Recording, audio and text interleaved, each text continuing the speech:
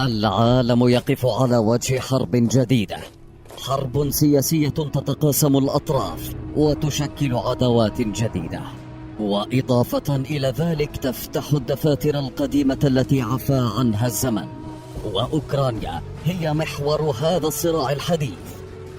فما الذي يحدث حقا هناك؟ وما علاقة ألمانيا في سير الأحداث بين أوكرانيا وروسيا؟ ما الذي يحدث في أوكرانيا؟ بداية عام مخيفة.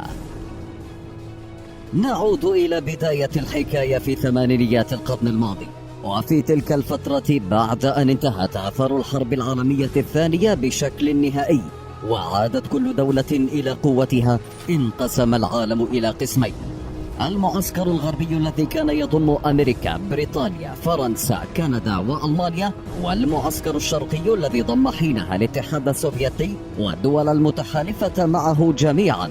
وكما نعلم جميعا بحلف الناتو الشهير والقوي، أحد أقوى تحالفات عالميا، الذي يعود أصله إلى المعسكر الغربي، يمتلك من تطور الأسلحة والعتاد ما يمنحه دفة القيادة في العالم. وعلى الجانب الآخر من المعسكر الشرقي نجد حلف وارسو الذي يعود أصله للاتحاد السوفيتي وحلفائه. تحالفات أصلها المصلحة الشخصية. أكثر تاريخ ترك بصمة على مستوى المعسكر الشرقي هو عام 1991، وهو العام الذي انهار فيه الاتحاد السوفيتي وتفكك بشكل نهائي، منتجا 15 دولة مختلفة بعد أن كانت مجتمعة تحت سقف العلم الأحمر. ومن بين هذه الدول هي الدولة التي تتصدر الأخبار اليوم، ألا وهي أوكرانيا. في تلك اللحظة باتت روسيا ضعيفة وبلا حيلة أمام قوة حلف الناتو، وخصوصا بعد أن عبرت بعض الدول التي كانت سابقا جزءا من الاتحاد السوفيتي عن ارتياحها بالخروج من تحت سيطرة روسيا، وأكدت انضمامها إلى حلف الناتو ضد روسيا. وكان أشهر هذه الدول هم إستونيا، لاتفيا وليتوانيا. واستغل حلف الناتو هذا الانقلاب لتعزيز قوته في تلك الدول وبسط نفوذه حول روسيا، وبدأ تسلله نحو تلك الجمهوريات، مما أشعرها بالخطر الكبير.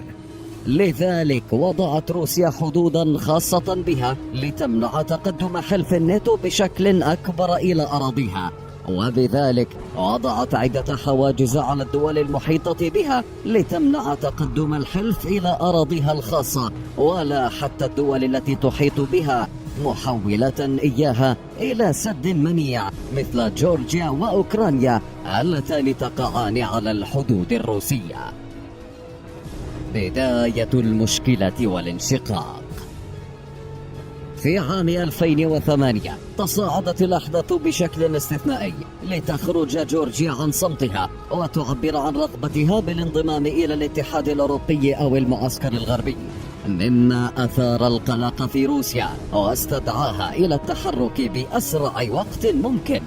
لذلك وخلال 5 أيام انطلق الجيش الروسي نحو جورجيا، وبدأ عملية غزو انتهت بالسيطرة على أهم منطقتين في جورجيا، وهما أبخازيا وأوسيتيا الجنوبية، لتترك جورجيا بلا أي خيار سوى الانصياع إلى الأوامر الروسية. وبذلك تأكد الاتحاد الأوروبي بأن روسيا لن تسمح لحلف الناتو بالاقتراب من الأراضي الروسية أو حتى المحيطين بها. وفي العام نفسه حولت روسيا نظرها نحو أوكرانيا، وذلك تفاديا لأي متاعب أخرى مع الاتحاد الأوروبي، ووضعت وصايتها على عدد من المناطق الاستراتيجية في منطقة القرم الاستراتيجية التي تطل على البحر الأسود، وتملك من الثروات الباطنية ما يعطيها اقتصادا قويا ومنيعا. في عام 2014 تصاعدت الأحداث وزاد الضيق على أوكرانيا، مما جعل الشعب الأوكراني يقوم بالمظاهرات والاحتجاجات على الحكومة الأوكرانية. ونتيجة لذلك غادر الرئيس الأوكراني أوكرانيا وانطلق إلى موسكو.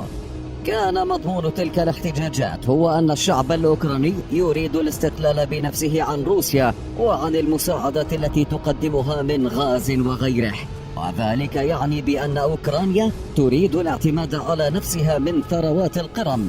وكرد فعل طبيعي فاجأت روسيا أوكرانيا وقامت بالسيطرة على شبه جزيرة القرم بشكل نهائي. كما انطلق الجيش الروسي إلى مناطق أوكرانية أخرى وحارب الجيش الأوكراني ليكون ذلك درسا روسيا قويا لأوكرانيا التي بات وضعها أسوأ بعد أن كانت تطمح في التملص من تحت راية روسيا لتجد نفسها غارقة أكثر فيها. فأثبتت خلال ذلك روسيا بأنها لن تسمح لحلف الناتو أو أي من دول الاتحاد الأوروبي بالاقتراب من أراضيها مهما كلف الثمن. بداية عام مخيفة. بعد ذلك مرت حالة من السكون بين المعسكرين والدول الواقعة بينهما حتى بداية هذا العام التي لم تكن مبشرة بأي شكل لأوكرانيا وشعبها. فقد عادت المناشدات والمناهضات من الأوكرانيين للانضمام إلى حلف الناتو، وكان الحلف مرحبا بالفكرة بشكل كبير. فهذا كان الهدف والمراد منذ سنين لولا الدفاع الصلب الذي تقدمه روسيا. وبذلك قام الحلف بإرسال الأسلحة القتالية والصواريخ لأوكرانيا دعما لها للتصدي للقوات الروسية. ولكن روسيا لا زالت على أهبة الاستعداد لأي حركة قد تقوم بها أوكرانيا، ولأجل ذلك قامت بحشد جيش يتجاوز 120 ألف جندي روسي على الحدود الغربية لروسيا، أي أنه يستعد ضد أي حركة قد تقوم بها الدول الأوروبية. وهنا تكمن المشكلة عند الدول الغربية التي من الممكن أن تفقد مصدرها من الغاز بشكل نهائي، ذلك أن ما يقارب نصف مخزون الغاز الأوروبي قادم من روسيا، أي أنه في حال غضب الرئيس الروسي فلاديمير بوتين وأصدر حظرا على الأوروبيين من الغاز سيتعرضون لكارثة حقيقية. والأهم بأنه لا يوجد أي مصدر بديل لروسيا من هذه الثروة الطبيعية الأساسية.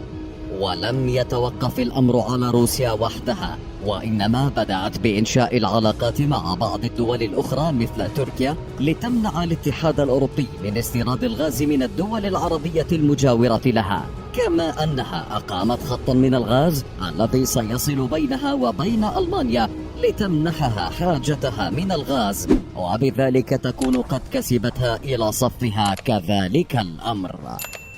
ورغم أن موضوع العلاقة بين روسيا وألمانيا لا زال غير مؤكد بشكل علني، إلا أن عددا من الدول الأوروبية قامت بتزويد أوكرانيا بالأسلحة كفرنسا وأمريكا وإيطاليا والمملكة المتحدة، على عكس ألمانيا التي رفضت ذلك، وإنما قامت بحركة ذكية مختلفة تكسب من خلالها كلا الطرفين من خلال إرسالها لخوذ عسكرية تلبية لاحتياجات الجيش الأوكراني، وذلك أنها بررت ذلك برفض البرلمان الألماني لتصدير الأسلحة إلى أوكرانيا. وبذلك تشتعل حرب جديدة مع بداية عام 2022. فإلى أي الأطراف ستؤول الكفة؟